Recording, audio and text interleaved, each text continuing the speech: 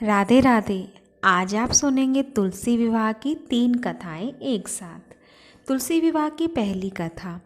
एक बार शिवजी ने अपने तेज को समुद्र में फेंक दिया था। उसे एक महातेजस्वी बालक ने जन्म लिया। यह बालक आगे चलकर जालंधर के नाम से पराक्रमी दैत्य राजा बना। इसकी राजधानी का नाम जालंधर नगरी था। दैत्यराज कालनेमी की कन्या वृंदा का विवाह जालंधर से हुआ। जालंधर महाराक्षस था। अपनी सत्ता के मद में चूर उसने माता लक्ष्मी को पाने की कामना से युद्ध किया, परंतु समुद्र से ही उत्पन्न होने के कारण माता लक्ष्मी ने उसे अपने भाई के रूप में स्वीकार किया। वहाँ से पराजित होकर वह देवी पार्वती को पाने की लालसा से कैलाश पर्वत पर गया। भगवान देवादिदेव शिव का ही रूप धरकर माता पार्वती के समीप गया, परंतु माँ ने अपने योग बल से उसे तुरंत पहचान लिया तथा वहाँ से अंतर्ध्यान हो गई। देवी पार्वती ने क्रोध होकर सारा वृत्तांत भगवान विष्णु को सुनाया। जालंधर की पत्नी वृंदा अत्यंत पतिव्रता स्त्री थी। उसी के पतिव्रत धर्म की शक्ति से जालंधर न तो मारा जाता था और ना ही पराजित होता था। इसलिए जालंधर का नाश करने के लिए वृंदा के पतिव्रत धर्म को भंग करना बहुत आवश्यक था। इसी कारण भगवान विष्णु ऋषि का वेश धारण कर वन में जा पहुँचे, जहाँ वृंदा अकेली भ्रमण कर रही थी। भगवान के साथ 2 मायावी राक्षस भी थे, जिन्हें देखकर वृंदा भयभीत हो गई। ऋषि ने वृंदा के सामने पल भर में दोनों को भस्म कर दिया। उनकी शक्ति देखकर वृंदा ने कैलाश पर्वत पर महादेव के साथ युद्ध कर रहे अपने पति जालंधर के बारे में पूछा। ऋषि ने अपने माया जाल से 2 वानर प्रकट किए। एक वानर के हाथ में जालंधर का सिर था तथा दूसरे के हाथ में धड़। अपने पति की यह दशा देखकर वृंदा मूर्छित होकर गिर पड़ी। होश में आने पर उन्होंने ऋषि रूपी भगवान से विनती की कि वह उसके पति को जीवित करें। भगवान ने अपनी माया से पुनः जालंधर का सिर धड़ से जोड़ दिया, परंतु स्वयं भी वह उसी शरीर में प्रवेश कर गए। वृंदा को इस छल का तनिक भी आभास न हुआ।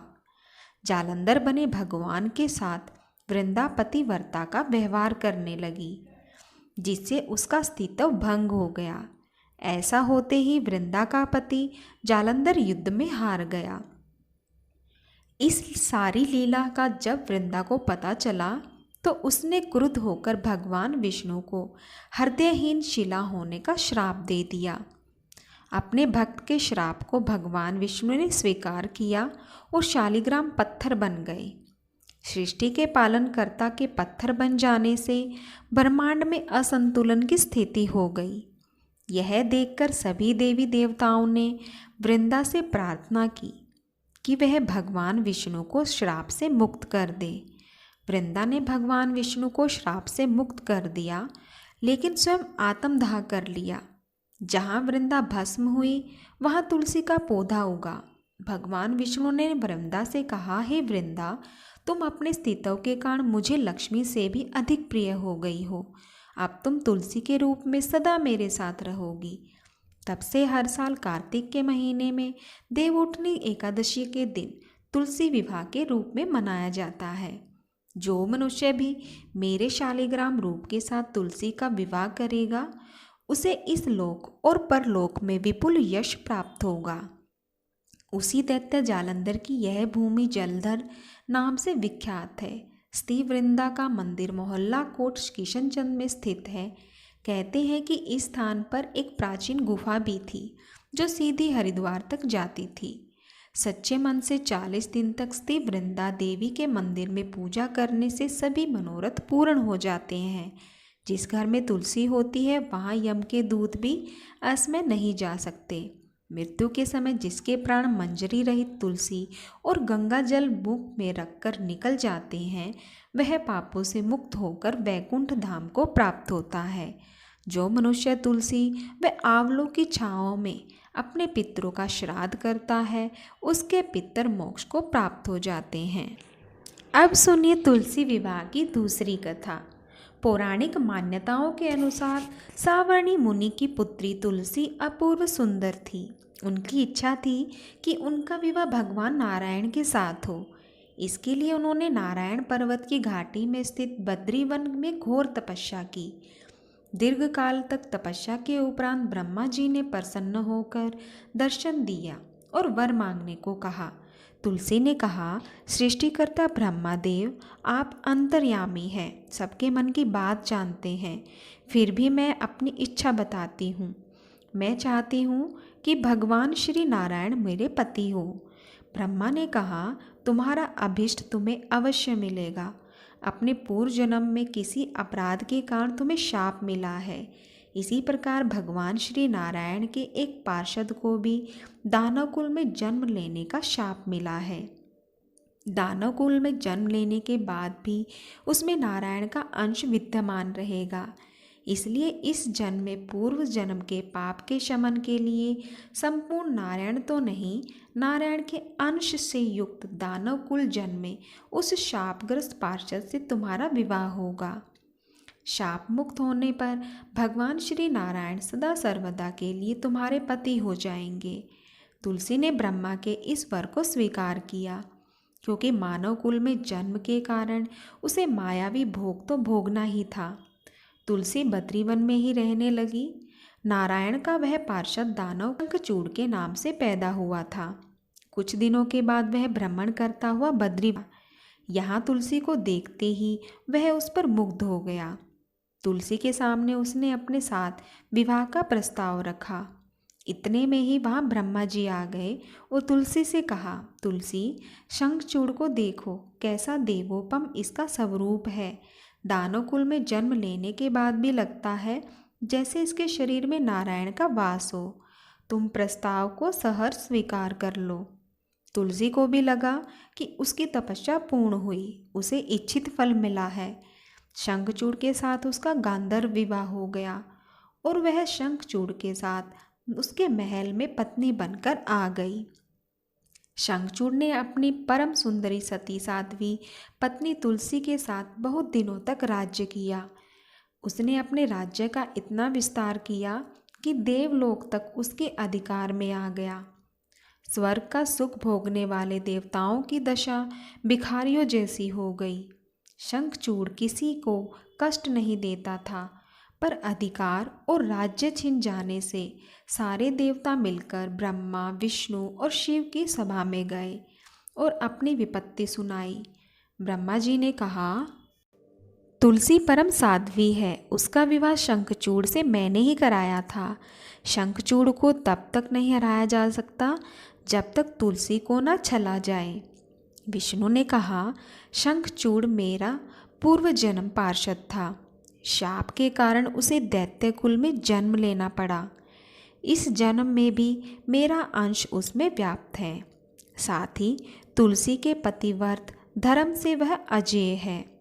फिर देवताओं की सहमति से भगवान शिव ने शंखचूड़ के पास संदेश भेजा कि या तो वह देवताओं का राज्य लौटा दे या फिर उनसे युद्ध करे।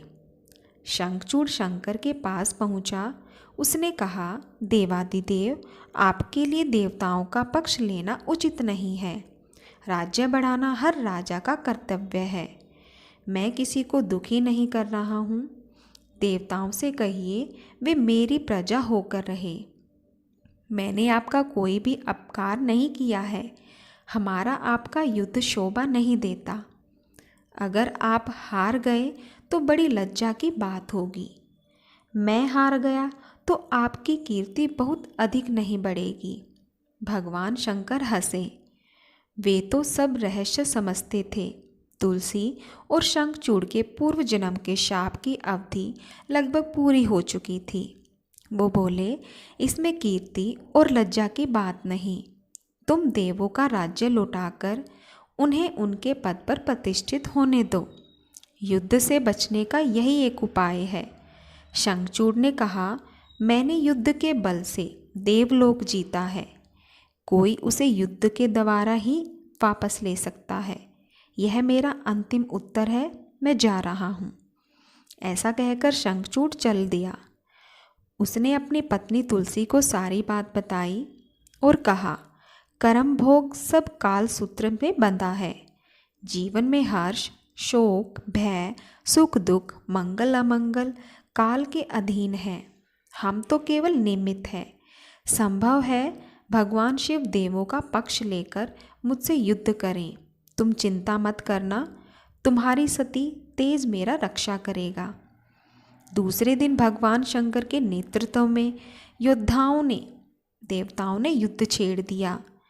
शंखचूड़ ने भीषण बाणों की वर्षा कर उनका वेग रोका। उसके प्रहार से देवता डगमगाने लगे। उसने दानवी शक्ति का प्रयोग कर मायावी युद्ध आरंभ किया। युद्ध स्थल पर वह किसी को दिखाई नहीं देता था, पर उसने अस्त्र शस्त्र प्रहार कर देवों को घायल कर रहे थे। देवगण अपने अस्त्र चलाएं तो किस पर चलाएं, क्योंकि कोई शत्रु सामने था ही नहीं। कई दिनों तक इस तरह भयंकर युद्ध चला। शंखचूड़ पराजित नहीं हुआ। तब शिव ने विष्णु से कहा, विष्णु, कुछ उपाय करो, अन्यथा मेरा तो सारा यश मिट्टी में मिल जाएगा। विष्णु ने सोचा, बल से तो शंखचूड़ को हराया नहीं जा सकता, इसलिए छल का सहारा लेना होगा। उन्होंने तुरंत अपना स्वरूप शंखचूड़ जैसा बनाया और अस्त्र शस्त्र से सुसज्जित हो तुलसी के पास आए और बोले, प्रिय, मैं युद्ध जीत गया। सारे देवता भगवान शंकर समेत हार गए। इस खुशी में आओ, मैं तुम्हें अंग से लगा लूं। पति को प्रत्यक्ष खड़ा देख तथा विजय का समाचार सुन वह दौड़कर मायावी शंखचूड़ के गले से लिपट गई। इस प्रकार पति पत्नी दोनों ने आलिंगन हो खूब खुशी मनाई। पर पुरुष के साथ इस प्रकार के व्यवहार से उसका सती तेज नष्ट हो गया। उसका सती तेज जो शंखचूड़ की कवच के रूप में रक्षा कर रहा था, वह कवच नष्ट हो गया। शंखचूड़ शक्तिहीन हो गया। यह जानते ही भगवान शंकर ने अपने त्रिशूल से प्रहार किया। त्रिशूल के लगते ही शंखचूड़ जलकर भस्म हो गया। शंखचूड़ के मरने को जानकर विष्णु अपने असली स्वरूप में आ गए। सामने अपने पति शंखचूड़ के स्थान पर भगवान विष्णु को खड़ा देख तुलसी बहुत विस्मित हुई। उसको पता लग गया कि स्वयं नारायण ने उसके साथ छल किया है। क्रोध में आकर उसने शाप दिया, एक सती स्त्री का अस्तित्व भंग करने के अपराध में तुम हृदयहीन पत्थर हो जाओ। विष्णु ने तुलसी के शाप को शिरोधार्य कर कहा, देवी, तुम्हारे तथा शंखचूड़ के कल्याण के लिए मुझे ऐसा करना पड़ा। तुम दोनों शाप मुक्त करना था। तुम भी अब शरीर त्याग कर तुलसी बिरवा के रूप में जन्म लोगी और मेरी पूजा तुलसी दल से होगी। मैं शालिग्राम पत्थर बनूंगा। मेरे शीश पर तुम आदर से विराजमान हो जाओगी। तुम्हारे पति की हड्डियों के चूर्ण से शंख की उत्पत्ति होगी। उस शंख ध्वनि से देवताओं तथा मेरी पूजा आराधना होगी।